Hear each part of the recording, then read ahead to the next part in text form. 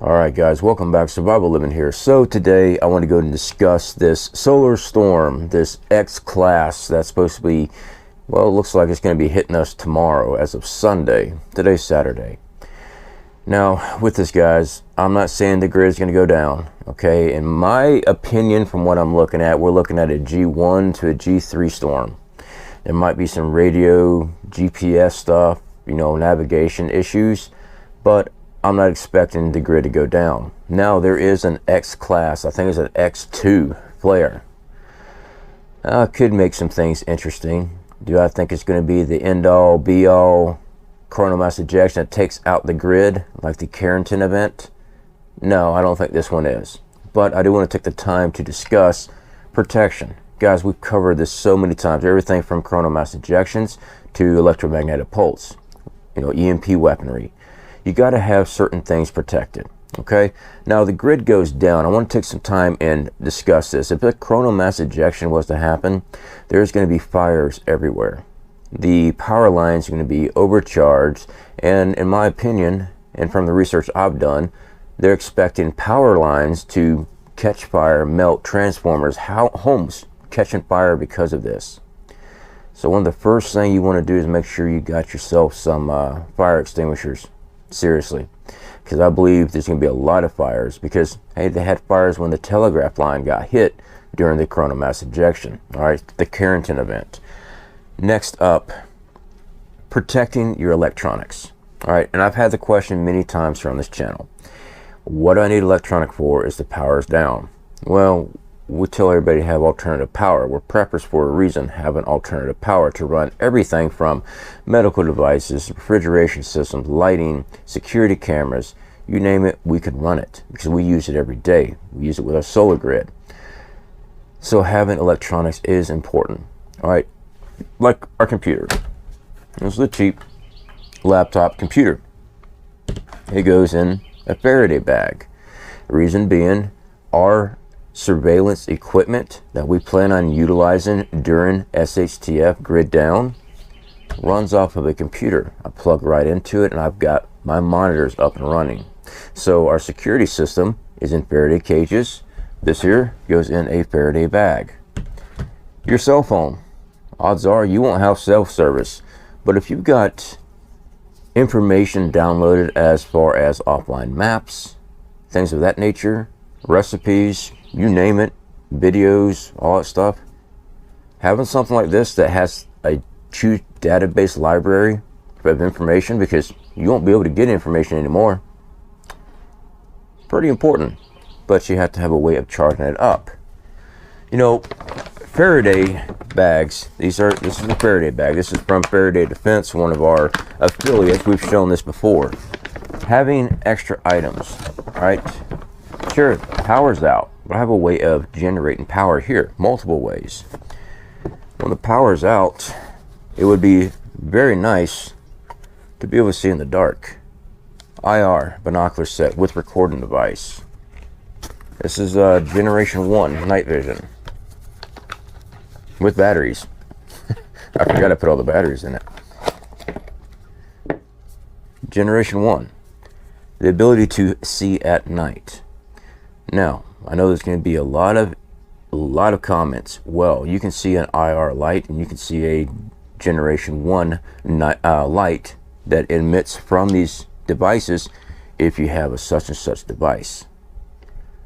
Odds are that's going to be far and few. And if they weren't put in Faraday cages before the event or a Faraday bag, they're not working. Yours is the only one working.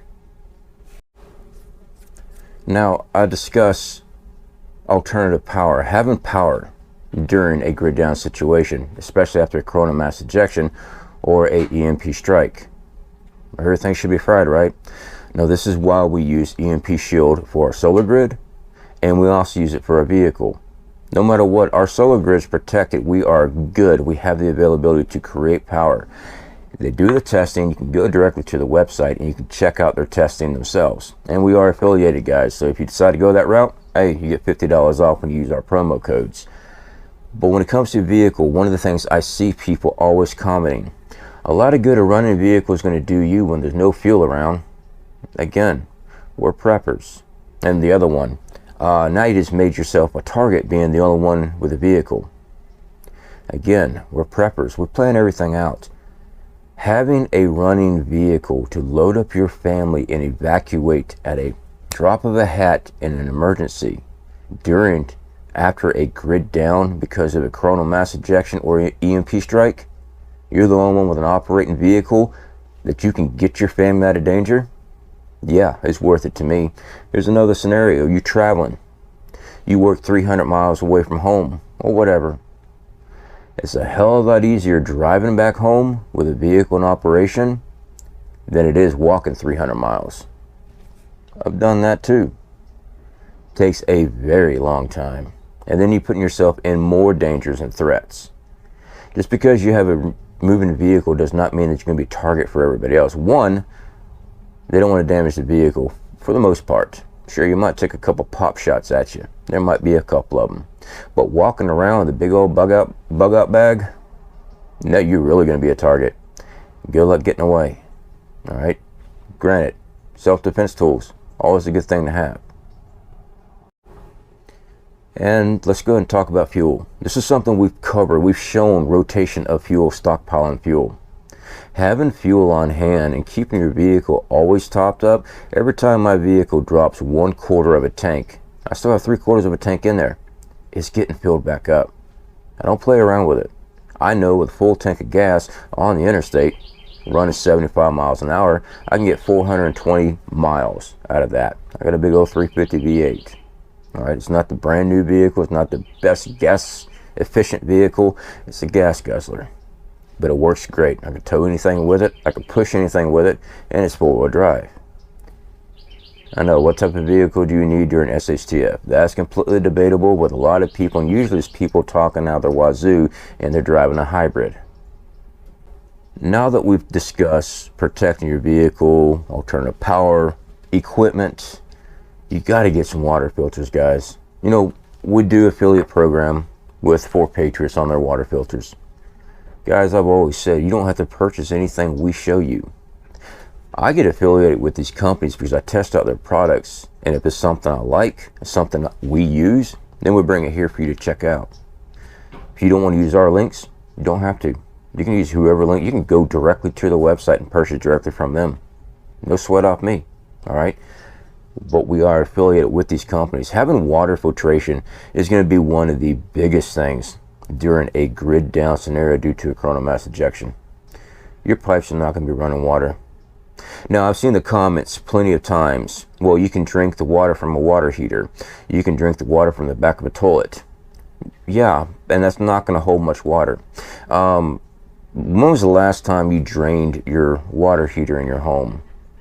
I recommend doing it. And then tell me how much rust is in that water.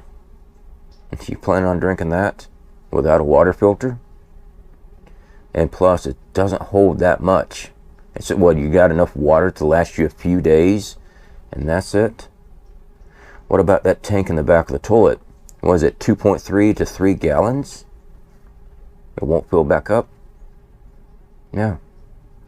You got to have a water filter, and you got to go find water sources. Now, we try to stockpile as much water as possible, but the fact is, I've covered this. It weighs a lot and takes up a lot of room. This is why we branched out to rain collection barrels, storing water outside. And again, you've got to rotate that water out. Down here in Florida, water creates algae. You constantly have to flush this stuff out.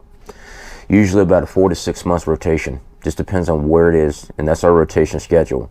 But we also have plans, and we have locations already picked out where we can go and collect water and bring back. A running vehicle, sure much easier pulling 200 gallons of water on a trailer compared to walking 2 miles with a 5-gallon bucket. A lot faster too. Let's not forget food. Cooking food. Do you have a way?